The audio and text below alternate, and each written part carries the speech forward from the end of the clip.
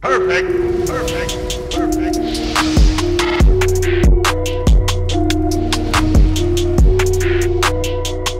The Sixers could potentially have a new arena coming. Hold on, let's take a look at it, man. Let's take a look at it. So this came out today. Sixers page on Twitter putting out that there is a potential proposal in line to build a new stadium called 76 Place at Market East, the Fashion District, right in Center City, man. Moving away from the Wells Fargo, a new stadium, a stadium dedicated to only the Sixers. What would happen with the Flyers at that point? What would happen to the Wells Fargo Center? I'll tell you what, the way the Flyers are playing, they are not. Maybe by 2031, it'll be different. But, you know, right now, I don't know if they can sustain that. But anyway, this is a potential proposal for a new home in 2032. That is 10 years away. Joel Embiid would be 38 years old. Tyrese Maxey would be 32. But hey, our owners, man, they always have some kind of business project in mind. Just to remind everybody, last year they had proposed for a new stadium near Penn's Landing. That got denied, I believe. And here we are, a new project in place. DJ, your thoughts? Yeah, 10 years out. So, you know, it's funny how people were freaking out on the internet today on something that's going to be done potentially in 2032. And I would imagine there's a lot of things that they would have to get approved anyway. So it's not like there's a 100% chance this even happens. But that's maybe just how bored we are in the middle of the summer with sports. That and maybe they planned, you know, they announced it at a press release. Or some kind of press release. I don't know. Josh Harris flew in on his helicopter from Miami or whatever. They seem to plan it at the right time. Like, hey, we haven't gotten much attention lately. Let's drop this on all the fans. So it's interesting. Of course, the first thought is negative from the Philadelphia fan base because we have such a perfect like layout of all of our sports teams down there.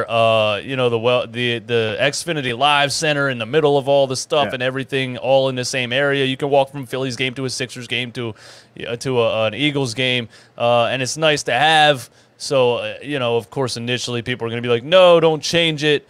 But change is necessary sometimes, and change is something that business-minded people are always going to be looking at. And, you know, once I read about it and once I started to take opinions from people that were more on the positive side, and then you see the benefits of having an arena in Center City and what it does for the economy and what it does for just your city in general, the taxable income that it brings all around itself it can't be a negative for the city. People are, you know, they're yelling about parking. I mean, look, there's a lot of downtown arenas, you know, LA, DC, plenty of them. I don't think anybody's planning to drive their car down there and park in front of the arena. Yeah, I mean, absolutely. Things would have to look a lot different. I mean, we don't even know what things are going to look like in a couple years, let alone 10. I agree with you. I don't think anybody would really be wanting or desiring to drive downtown and park, you know, putting their hazard lights on. I mean, it would just be a mess. They would have to kind of work some agreement out, in my opinion, maybe with the SEPTA or just, you know, I don't know. They would have to work out some type of business agreement as they, you know, usually do. And I don't know. I have a mixed opinion about it. Like the original reaction, like you said, everybody was just frustrated about it. I thought it would actually be a little bit cool. You know, maybe you're out with your buddies and you're downtown and you're hanging out. And maybe people that, you know, want to capture different moments, right? You have tons of fans flooding out after the game. It's not like they're just going to get in their car and go right on 95. Like they're there. You know, people are going to be hanging out, standing around the stadium. I've seen a couple places like that before. I don't know. Maybe it'd be a way to connect with the fans. But I do understand the glaring cons, the parking, the security, all that type of stuff. It would be interesting. But it's weird. I just see this as being such a Harrison Blitzer type of thing, right? They wanted to expand, you know, to a regional network. They wanted to include the Mets, the Devils, all that types of things. And I knew something like this was going to come.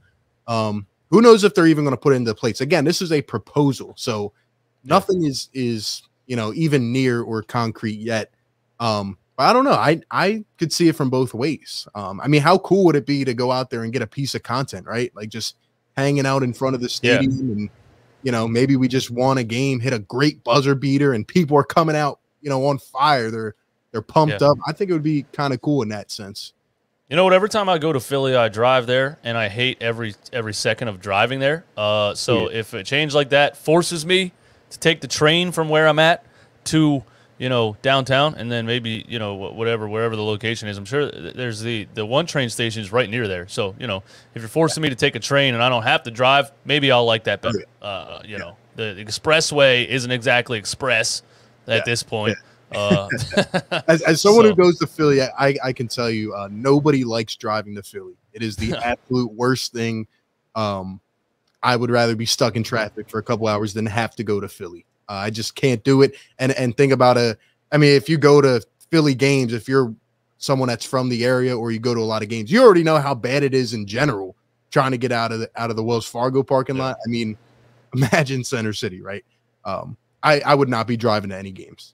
Yeah, the last time I went to we went to the Atlanta Hawks playoff game, I was right next to the building at 6:30 and I missed tip-off at 7:15. I swear on my life. It took me more than 45 minutes to get from next to the building to inside the building. It was you know, so, you know, take the train and Uber. If you're forcing me to do that, I guess you know, I'll do it. But again, like, look, SEPTA in the entire city could use an upgrade. So, Josh, why don't you just buy that too? Why don't you just buy the whole public transportation in the whole city, redo everything if you want to do that, you know? And, you know, that's how I see it. It's just another step in billionaires' ultimate plan to take over the world. So, it's very interesting, though. Like, I don't know how I would feel. Obviously, I mean, this would be down the road, but, you know, I would want to see Joel Embiid rocking out at this place. I don't want to see a 38-year-old Joel Embiid at the tail end of his career. You know, I want to see it if it happens, you know, with the squad we have. But unfortunately, I don't think that would really happen.